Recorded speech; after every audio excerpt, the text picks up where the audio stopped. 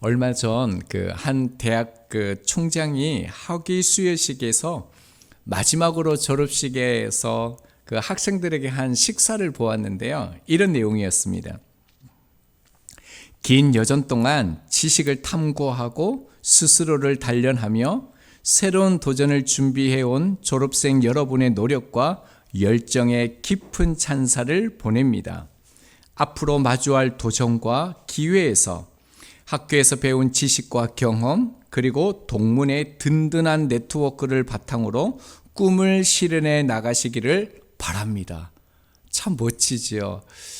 오늘 본문도 사실은요, 이제 제자들을 떠나보내시면서 이제 졸업하는 것입니다.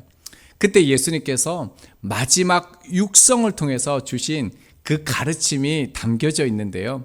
그런데 세상에서, 이 땅에서 가르치는 것과 그 내용이 전혀 다릅니다. 그 내용을 한번 살펴보겠습니다. 자, 23절 말씀입니다. 그날에는 너희가 아무것도 내게 묻지 아니하리라. 내가 진실로 전실로 너희에게 이르노니 너희가 무엇이든지 아버지께 구하는 것을 내 이름으로 주시리라 하십니다. 23절부터 27절까지는 예수님께서 기도가 무엇인지에 대해서 가르쳐 주시는 말씀입니다. 자, 그날에는 이라고 되어져 있는데요. 마지막 날, 그리고 부활한 이후, 그날을 말하는 건데, 부활 이후에 성령님이 오셨을 때 어떤 일이 일어나는지를 말씀합니다. 뭐라고 얘기합니까? 너희가 아무것도 내게 묻지 아니한다라고 하십니다. 여러분, 왜 예수님께 묻지 않습니까? 그 이유는요, 성령님께서 오셔서 모든 진리를 온전히 깨닫게 하실 것이기 때문에 이제 예수님께 물을 이유가 없다라는 것입니다. 자, 그러면서 하반절에 예수님께서 말씀하시는 그 기도가 나오는데요. 이렇게 말씀합니다. 내가 진실로 진실로 너희에게 이르노니 너희가 무엇이든지 아버지께 구하는 것을 내 이름으로 주시리라. 여러분, 아멘이시죠? 앞서 요한복음 14장 13절에서도요. 너희가 내 이름으로 무엇을 구하든지 내가 행하리라라고 말씀하셨습니다. 그리고 15장 16절에서도요. 내 이름으로 아버지께 무엇을 구하든지 다 받게 하려 함이라라고 말씀하셨죠. 다시 한번 마지막 순간에 제자들로 하여금 이 기도의 비밀에 대해서 말씀해 주신 것입니다. 자, 그러면서요, 24절 말씀을 보면 제자들은 예수의 이름으로 아무것도 구하지 않았다라고 하시죠. 그러나 이제는요, 주님의 이름으로 구하면 응답받고 기쁨이 너희 안에 충만하게 된다라고 말씀합니다. 자, 여기에서 중요한 게 무엇입니까? 너희가 내 이름으로입니다. 예수님의 이름으로 기도해야 한다라는 것이 정말 중요합니다. 왜냐하면 우리는 원래 하나님께 기도할 수 있는 자격이 없습니다. 그러나 이제 예수 그리스도를 믿고 예수 그리스도의 그 부활로 인해서 기도할 수 있는 자격이 주어진 것이죠. 그리고 예수님께서 말씀하신 그 성령의 임재를 통해서 그 성령께서 우리 안에 계심으로 주님이 함께 하심으로 우리는 주님의 이름으로 기도할 수 있게 된 것입니다. 자, 그래서요, 25절의 말씀에 보면요, 이르다라는 이 단어가 3번 강조됩니다. 너희에게 일렀거니와 라고 되어져 있죠. 이 단어는 말하다라는 단어인데요. 그리고 중간에 보면 너희에게 이르지 않고 라고 얘기합니다. 여기에 이르지도 앞에 일렀거니와 동일한 단어입니다. 그런데 마지막에요, 아버지에 대한 것을 밝히 이르리라 라고 얘기하죠. 이 단어는 좀 다른 단어입니다. 보고하다, 알리다, 이런 뜻을 가지고 있습니다. 자, 그러니까요, 이제까지는 예수님께서 비유로 말씀하셨는데 성령님께서 임하시면요, 비유로 말씀하지 않으신다라는 거예요. 분명하게 그 하나님 아버지에 대한 것들이 명확하게 우리 가운데 밝혀 보여주신다라고 말씀하십니다. 자, 그리고 난 뒤에요. 자, 26절은요, 23절과 같이 제자들이 주님의 이름으로 기도해야 될 것을 다시 한번 강조하십니다. 자, 그런데요, 참 이해하기 어려운 말씀을 하시죠. 자, 26절 중반절에 보면요, 내가 너희를 위하여 아버지께 구하겠다 하는 말이 아니니 라고 말씀하고 있습니다. 이 말씀은요, 예수님이 이제 제자들을 위하여 대신 기도하지 않는다라고 말씀합니다. 여러분 정말 그렇습니까? 분명히 로마서 8장 34절과요, 히브리서 7장 25절에서요, 예수님께서는 하나님 우편에 앉아 계셔서 우리를 위하여 여전히 중보하고 계신다라고 말씀하셨습니다. 그런데 지금 본문에서는요, 내가 너희를 위하여 아버지께 구하지 않는다라고 말씀하십니다. 무슨 의미일까요? 자, 이 말씀은요, 우리를 위해서 예수님께서 중보 기도하지 않으신다라는 의미가 아니라요, 이제는요, 너희들이 직접 하나님께 구해도 하나님 앞에 나아가서 기도하면 너희들도 응답받는 그런 기도가 될 거라는 것입니다. 여러분, 출애굽한 그 백성들을 보면 백성들이 하나님 앞에 나가서 기도했습니까? 제사장들, 지도자들이 하나님 앞에 나가서 기도했습니까? 그러지 못했습니다. 유일하게요, 모세가 백성들을 대신해서 하나님 앞에 나아가 기도할 수 있었습니다.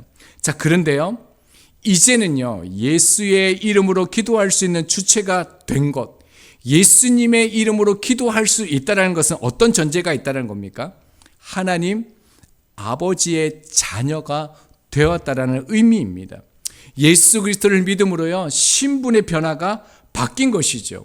그러니까 이 말씀은 주님께서 우리를 향하여 기도하지 않으신다, 그 말씀이 아니라요, 제자들에 대한 주님의 이름으로 기도하는 그들을 향한 그 아버지의 사랑 때문에요, 예수 그리스도께서 기도하시기도 전에 어떻게 해요? 그들의 기도를 들어주신다는 거예요. 여러분, 얼마나 놀라운 말씀을 하셨어요. 예수님이 기도하시기도 전에 우리가 예수님의 이름으로 기도하면 그 하나님의 사랑이 우리 가운데 함께 하신다는 거예요. 우리를 이끄신다는 이 놀라운 말씀을 하십니다. 그 이유를 또한 말씀해 주시는데요, 27절 말씀을 보면 왜 이런 기도가 가능한지, 왜 이런 기도의 응답이 가능한지에 대해서 말씀해 주십니다. 첫째는 무엇입니까? 제자들이 예수님을 사랑하기 때문에 이런 기도가 되는 겁니다. 두 번째는요, 제자들이 예수님께서 하나님으로부터 말미암아 위로부터 오신 것을 믿었기 때문입니다. 자, 그리고 세 번째는요, 아버지 하나님이 그 예수 그리스도를 사랑하는 제자들을 사랑하기 때문이라는 것입니다. 자, 그만큼 무엇이 강조되어집니까? 하나님께서요, 자기 아들 대신 그 예수 그리스도를 사랑하고 귀하게 여기신다라는 거예요. 그래서 주님의 이름으로 기도하는 그들의 기도를 그 예수 그리스도께서 기도하시기 전에 그 기도를 받으신다라는 겁니다. 여러분, 오늘 이 본문 속에는 주님께서 우리 가운데 기도의 본질이 무엇인지, 그리고 기도의 그 응답이 무엇인지를 우리 가운데 가르쳐 주십니다. 여러분, 이렇게 기도하면 응답받는다, 이런 말 많이 들어보셨죠? 또 저렇게 하면 응답되더라, 이런 말씀들 들어보셨죠? 근데 그게 아닙니다. 여러분, 기도의 응답을 결정하는 것은 한 가지밖에 없는 것 같아요. 그게 무엇입니까? 주님을 사랑하는 것입니다. 응답받기를 더 기뻐하기보다는 응답하시는 그분을 더 사랑하면요, 내 기도가 응답되어진다는 것입니다. 하나님이 받으시는 그 기도는요, 주님을 사랑하기 때문에 주님의 것을 구하는 그 기도 가운데 즉각적으로 응답하신다는 것을 말씀합니다. 그래서 저희들이요, 응답이 아니라, 응답의 내용이 아니라 응답을 주시는 그 주님을 더 사랑할 수 있는 저희들이 될 수 있기를 바랍니다. 자, 그리고 난 후에요, 이제 28절을 보면 뭐라고 말씀합니까? 주님께서 아버지에게서 나와서 이제 세상에 왔지만 이제는요, 나는 세상을 떠나서 아버지께로 간다라고 말씀하십니다. 여러분, 이것이 예수님의 삶이에요. 예수님은 아버지 하나님으로부터 오셨고요, 그리고 아버지께로 가는 그 삶, 그것이 예수 그리스도의 삶이었습니다. 여러분, 이것이 우리의 삶이 되어야 하는 것이죠. 자, 그리고 난 후에요, 29절과 30절은요, 이제 제자들의 반응이에요. 제자들이 뭐라고 얘기합니까? 주님께서 비유로 말씀하지 않으시고 명확하게 말씀해 주시니까 뭐라고 얘기합니까? 30절 하반절에 보면요, 우리가 믿사옵나이다 라고, 이제 정말 당당하게 자신감 있게 우리가 믿습니다 라고 그렇게 고백합니다. 자, 여러분, 우리들은요, 이 제자들의 믿음이 온전하지 않다라는 것을 미리 알고 있습니다. 왜냐하면 앞으로 어떤 사건들이 일어나는지 다 알고 있기 때문에 그렇습니다. 제자들은 예수님의 말씀을 듣고요, 깨달아 믿은 것이 아닙니다. 여러분, 18절을 보면요, 조금 있으면 보지 못하고 조금 있으면 다시 본다는 이 예수님의 말씀을 이해하지 못했습니다. 궁금해했죠.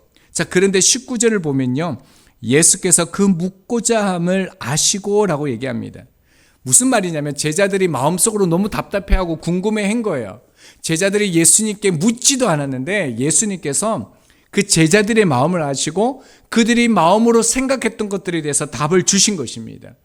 자, 그러니까요, 제자들이 내가 믿습니다 라고 얘기한 것은요, 예수님의 능력을 보고 답한 것이죠. 온전한 믿음이 아니다라는 겁니다. 어떻게 할 수 있냐고요? 31절을 보면요, 예수께서 대답하시되 이제는 너희가 믿느냐라고 이렇게 말씀합니다. 원문을 보면요, 정말 진짜로 약간 이런 의미, 반어적 의미로 사용되어져 있습니다. 이 뉘앙스를 그대로 이제 나타내는 그 성경의 구절이 어디냐면요, 하나님께서 그 아담이 범죄했을 때 뭐라고 얘기합니까? 네가 어디에 있느냐라고 물으시죠. 여러분, 하나님께서 아담이 어디 있는지 몰라서 물은 것이 아닙니다. 하나님께서 아담이 하나님과의 그 관계의 문제를 깨닫게 하기 위한 순간을 주시기 위해서 물으신 것이죠. 여러분, 지금 예수님이 제자들에게 물은 것도 마찬가지입니다. 너희가 정말로 믿느냐라고 물은 것이죠. 너희와 내 안에 이런 깨어진 관계에 온전한 믿음이 없다라는 것을 알게 하기 위해서 예수님께서 물으신 것입니다. 지금 마지막 순간에 예수 그리스도의 그 마음은요, 여전히 제자들을 향한 그 사랑하는 마음 때문에 안타까움으로 가득 차 있는 것을 보게 되어지죠. 그래서 32절을 보면 더욱더 분명하게 우리 가운데 보여집니다. 뭐라고 말씀합니까? 세상이 이제 예수님을 잡으려 할 때요, 나를 혼자 둘 때가 오나니 벌써 왔다라는 거예요. 예수님을 잡으러 올 때 다 도망가게 되어지죠. 제자들이 그 주님에 대한 믿음을 버리고요, 각자 제 갈 길로 갈 것을 주님께서 말씀하시는 것입니다. 자, 그러나 중요한 말씀을 하시죠. 예수님은 혼자 계시는 것이 아니다라고 말씀합니다.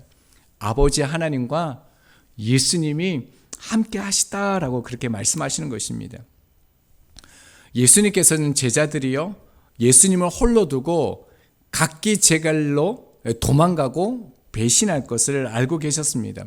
자, 그럼에도 불구하고요, 여러분, 이 말씀을 제자들에게 하신 이유는요, 질책이 아니라는 거예요. 책망이 아니라는 겁니다. 오히려 주님은 하나님과 함께하니 너희의 믿음을 지키라는 겁니다. 오히려 제자들을 위로하고 사랑하는 것이죠. 계속적으로 주님을 바라보고 주님 앞에 나오라는 말씀을 하시는 것입니다. 자, 그리고 난 후에요, 이제 마지막 말씀이죠. 33절입니다. 이것을 너희에게 이르는 것은 너희로 내 안에서 평안을 누리게 하려 함이라. 세상에서는 너희가 환난을 당하나 담대하라. 내가 세상을 이기었노라 라고 마지막으로 제자들에게 가르침을 주셨습니다. 자, 이것을 너희에게 이르는 것은 앞에서 계속적으로 주님께서 말씀하신 것이죠. 자, 첫 번째로 뭘 말씀하십니까? 환난이 있지만, 핍박이 있지만 예수님 안에서 평안을 누리게 하기 위해서 이 말씀을 주셨다는 겁니다. 여러분, 그런데 우리가 원하는 평안은 무엇입니까? 여러분은 어떤 평안이 있으면 좋겠습니까? 사람들이나 세상이나 그 환경을 바라볼 때 그것이 우리를 흔들 때가 있잖아요. 그런데 그 흔들림이 없는 평안, 어떤 것을 보아도 어떤 것 앞에서도요, 세상 앞에서 당당하게 설 수 있는 그런 평안을 사실 우리가 원하는 게 맞습니다. 그런데 예수님께서 말씀하시는 평안은요, 예수 그리스도 안에 거하는 평안이라는 겁니다. 예수님과 함께 있는 것이 참 평안이다라고 말씀합니다. 무엇에도 흔들 수 없는 삶. 아무리 환경이 변하고요, 사람들의 관계가 변한다 할지라도 변치 않는 예수님과 함께하는 것.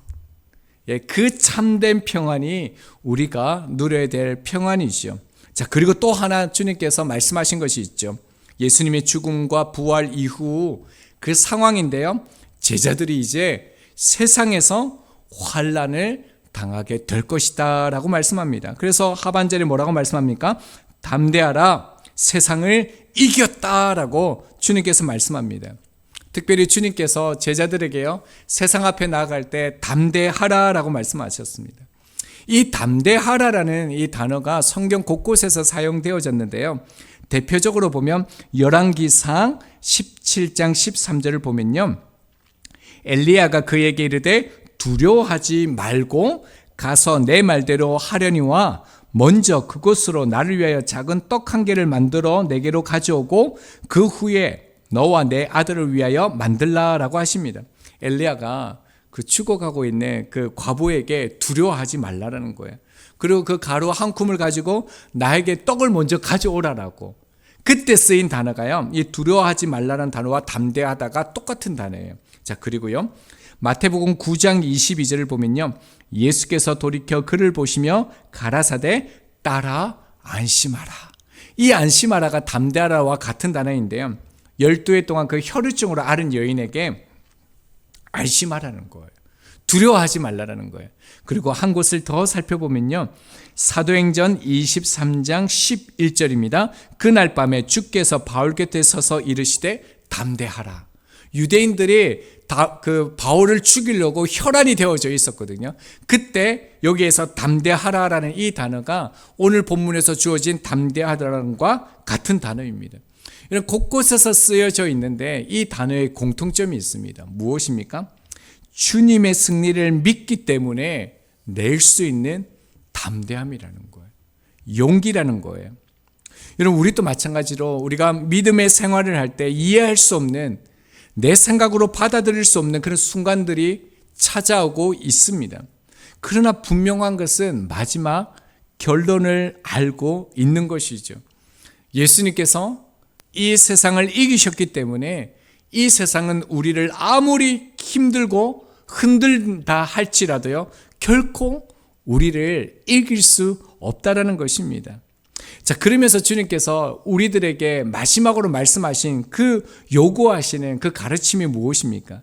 그 핵심이 뭐냐면요, 31절이라는 거예요. 이제는 너희가 믿느냐라는 거예요. 이런 놀라운 평안과 그 담대함을 네가 믿느냐라는 겁니다. 마지막으로 주님께서 믿음에 대한 가르침을 주신 것이죠. 너희가 이 믿음을 가지고 살아라는 것입니다. 32절을 보면요, 보라 너희가 다 각각 제 곳으로 흩어지고 나를 혼자 둘 때가 오나니라고 있죠. 여러분, 주님은 그 십자가의 길을요, 제자들과 함께 가기를 원하셨습니다. 제자들의 믿음이 더 온전했다라면 예수님과 그 길을 걷지 않았을까요? 예수님은요, 그렇게 되기를 분명히 원하셨습니다. 그런데 지금은요, 제자들의 이 믿음이 없었습니다. 여러분, 여기에서 그 믿음에 대해서 우리가 살펴볼 수 있는데, 여러분, 믿음은요, 말씀을 듣는다고 깨달았다라고 믿음이 생기는 것이 아닙니다. 제가 굉장히 위험한 말했죠. 그래서 계속 들어주셔야 됩니다. 여러분, 예수님의 말씀을 듣고도요, 그리고 영생에 대한 깨달음을 얻고도요, 수많은 사람들이 예수님을 떠났습니다. 제자들도 그랬죠. 여러분, 심지어 수많은 사람들이 예수님의 말씀을 듣고 깨달았지만 예수 그리스도를 배신했고요, 오히려 예수님을 죽였다라는 것을 우리가 기억해야 됩니다. 그러니까 말씀에 대한 깨달음과 기도의 응답만으로 믿음의 성숙을 가지고 오기 어렵다라는 것이죠. 로마서 10장 17절입니다. 그러므로 믿음은 들음에서 나며 들음은 그리스도의 말씀으로 말미암느니라 라고 말씀하셨습니다. 여러분, 분명히 이 말씀은 믿음은 들음에서 나며 들음은 그리스도의 말씀으로 말미암는다라고 분명하게 말씀하고 있습니다. 그런데 이 한 절 말씀만 보면 믿음은 들음에서 난다고 할 수 있는데요, 이 말씀의 의미는 말씀을 들음으로 믿음이 완성되어진다라는 것을 말하는 게 아닙니다. 이 말씀에 그러므로 믿음은 이라고 되어져 있습니다. 앞에 내용이 있다라는 거죠. 이 앞에 내용을 봐야지 이 믿음이 무엇인가를 분명하게 알 수 있는 것이죠. 앞에 말씀이 무엇이냐면 로마서 10장 14절입니다. 그런즉 그들이 믿지 아니하는 일을 어찌 부르리요? 듣지 못한 일을 어찌 믿으리요? 전파하는 자가 없이 어찌 들으리요? 하면서요. 그러므로 믿음은 들음에서 나며 들음은 그리스도의 말씀으로 말미암느니라 라고 말씀합니다. 자, 바울은요, 복음이 이루어지는 과정을 구체적으로 서술하는 과정에서 이 믿음을 다루고 있는 것이죠. 그러니까 믿음이 자라는 과정을 말씀하고 있다는 겁니다. 여러분, 믿음이 어떻게 자랍니까? 어떻게 성숙하고 온전해집니까? 이 말씀의 근거에 보면요, 먼저 하나님이 부르셔야 됩니다. 믿음은 하나님이 부르시고 주시지 않으면 믿음이 생기지 않는다는 거예요. 자, 그 다음은요, 말씀에 보면요, 듣게 하시고입니다. 반드시 말씀을 깊이 있게 묵상해야 됩니다. 우리 날마다 말씀 앞에 서야 됩니다. 그리고 이 말씀이 무엇을 말하는지 깊이 있게 깨달음을 구해야 됩니다. 그러나 여기에서 끝나면 안 된다는 거예요. 그 다음이 뭡니까? 전파하게 하시고, 이걸 다른 말로 얘기하면요, 말씀의 행동을 의미하는 겁니다. 그러니까 바울은 점진적인 성숙의 변화를 말하고 있다는 것이죠. 많은 그리스도인이 믿는 것으로, 믿음을 가졌다라는 것으로 이제 되었다라고 생각하는 경향이 있습니다. 내가 예수님을 믿으니까 이제 천국 갈 수 있어. 다 끝났어. 이렇게 생각한다는 것이죠. 여러분, 믿음은요, 그리스도인의 그 완성이 아니라 믿음이라는 것은요, 시작이라는 개념을 잊으면 안 됩니다. 그래서 이렇게 말합니다. 에베소서 4장 14절입니다. 3절입니다. 우리가 다 하나님의 아들을 믿는 것과 아는 일에 하나가 되어라 라고 얘기합니다. 자, 그리하면요, 온전한 사람을 이루어 그리스도의 장성한 분량이 충만한 데까지 이르니니 라고 얘기하고 있죠. 여러분, 바울은요, 분명히 믿는 것과요, 믿음으로 끝나면 안 된다는 거예요. 그 다음에 뭐요? 아는 것이 하나가 되어져 가야 된다는 거예요. 믿음의 시작이 아는 것으로 나타낼 때 어떻게 해요? 장성한 분량, 믿음의 성수, 믿음이 자란다, 이것을 말씀하시는 것이죠. 자, 그렇다면 바울이 말하는 그 믿음의 시작은 있습니다. 근데 이 믿음을 자라게 하는 아는 것은 무엇입니까? 이 아는 것을요, 주님께서 오늘 본문에서 마지막 가르침에 주신 말씀입니다. 33절 하반절을 보면요, 세상에서는 너희가 환난을 당하나라고 말씀합니다. 자, 앞서 우리 15장에서 예수님께서는 매우 분명하게요, 그리고 정직하게 숨기지 아니하시고요, 예수 그리스도를 따라간다는 것, 제자가 된다는 것은 예수 그리스도께서 당하셨던 그 핍박을요, 고스란히 우리도 겪게 될 것이라고 말씀하셨습니다. 예외가 없는 것이죠. 자, 그러니까요, 무슨 말입니까? 믿음이라는 것은요, 주님의 길을 걸음으로요, 십자가의 길을 걸음으로 환난과 고난을 통해서 성숙하고 견고해지는 것을 주님께서 말씀하시는 것이죠. 이것이 아는 것이라는 겁니다. 주님이 말씀하시는 그 믿음의 성숙은요, 예배하고 헌금하고 제자 훈련하고 이런 것이 아니다라는 겁니다. 그래서 마태복음 5장 4절에서도요, 애통하는 자는 복이 있나니 그들이 위로를 받을 것이며 라고 말씀합니다. 여러분, 애통이 뭡니까? 애통은요, 그 슬픔을 표현할 때 가장 최상급으로 쓰이는 단어가 이 애통입니다. 마치 사랑하는 사람이 죽었을 때 격한, 극심한 고통을 나타내는 단어가요, 이 애통이란 단어입니다. 그러니까 믿음의 성숙은요, 이 애통으로 말미암아 성숙되어진다라는 것이죠. 여러분, 저희가 가지고 있는 이 믿음이 참 믿음인지 아닌지 어떻게 알 수 있습니까? 무엇으로 확인할 수 있습니까? 삶 속에서 이 고난과 핍박을 통해서 확인할 수 있는 것입니다.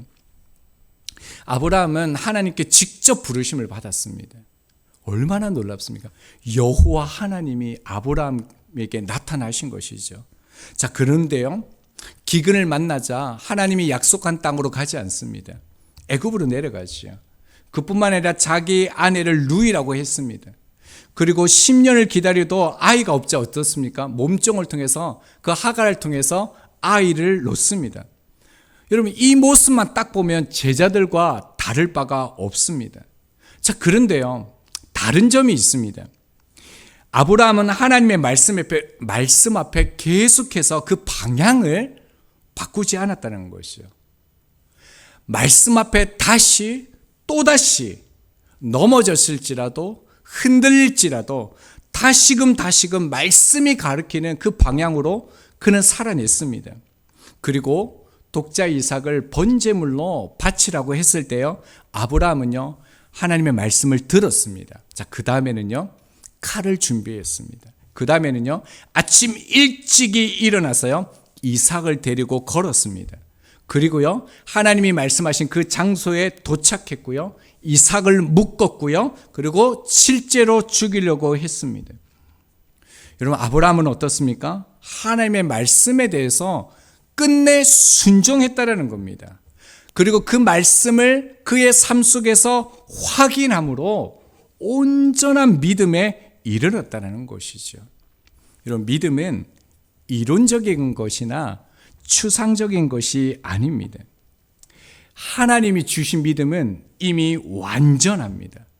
그러나요 그 믿음의 확인은요 스스로 자신이 해야 합니다. 믿음은 예수 그리스도의 관계 가운데서 초대되어서 삶에서 말씀을 내 삶에서 순종함으로 확인할 때 믿음이 자란다는 것입니다. 제가 참 오랫동안 고민했던 부분이 이 부분이었습니다. 왜 말씀을 듣고 묵상하고 설교를 하고 목회를 하고 있음에도 믿음이 안 자라는 거예요. 너무 힘이 드는 거예요. 그런데요 저는 말씀을 알지만, 말씀을 들었지만, 말씀이 무엇인지 알지만 그 말씀을 제 삶으로 확인하는 작업이 너무 작았다라는 것입니다. 여러분 믿음의 사람들의 공통점이 무엇입니까? 말씀을 삶으로 확인했던 사람들이시죠. 그 토레이 목사님이 이런 질문을 받았는 것을 다 알고 계실 겁니다. 목사님, 성경 번역본 중에 가장 좋은 번역이 무엇입니까? 라고 물었습니다. 그 토레이 목사님이 이런 말씀을 하셨죠. 이 세상에 가장 위대한 성경 번역이 있다면 그것은 내 삶으로 성경을 번역하는 것입니다. 제가 참 오랫동안 이 말씀을 사용했거든요. 예시를 들었거든요. 근데 비로소 오늘 본문을 하면서 이 말씀이 무엇을 뜻하는지 제가 깨닫게 됐습니다. 그건 뭐냐면요, 말씀을 내 삶에 적용해서 이 말씀이 확인될 때요, 비로소 이 말씀이 내 말씀이 되어지고 내 믿음이 되어진다라는 의미로 토레이 목사님께서 이 말씀을 하신 거구나라는 것이 깨달아졌고 그렇게 믿어졌습니다. 그래서 저도 이제 조금 더요 말씀을 삶으로 설교해 보려고 합니다. 조금 더 노력하고 조금 더 단순하게 합리적으로 생각하지 않고 말씀 그대로 내 삶에서 확인할 수 있도록 순종해 보려고 합니다. 우리 그렇게 함께 말씀에 순종하고요, 말씀을 삶으로 확인함으로써 주님이 원하시는 그 믿음에 온전히 자라가는 저희들이 되었으면 좋겠습니다. 그리고 그것이요 주님을 정말 사랑하는 것입니다. 우리 함께 찬양하겠습니다.